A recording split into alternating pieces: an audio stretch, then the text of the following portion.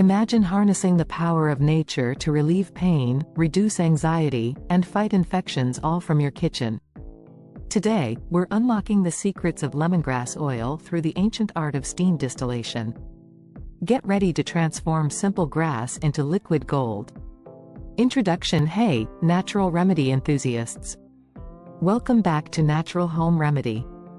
I'm your name, and today we're diving deep into the world of essential oils with a DIY steam distillation of lemongrass oil. This potent extract isn't just for cooking, it's a powerhouse of health benefits that you can make right at home. Main points. 1. What is lemongrass oil? Brief overview of lemongrass, Cymbopogon citratus. Key compounds: citral, myrcene, geraniol, traditional uses in various cultures. 2. Benefits of lemongrass oil: pain relief, muscle aches, headaches.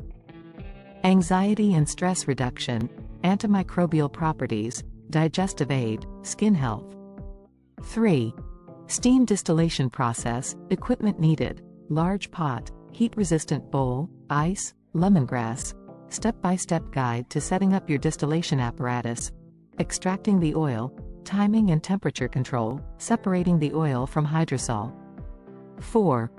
Tips for quality and safety: choosing fresh lemongrass, proper storage of your homemade oil, dilution guidelines for topical use, potential side effects and precautions. 5.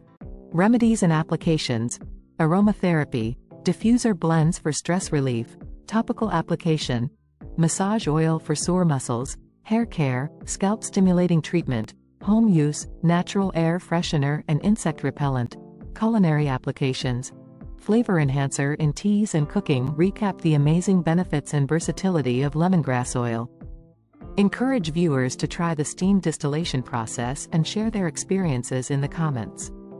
Call to action: if you enjoyed this video and want more natural remedy content, don't forget to like, subscribe, and hit that notification bell.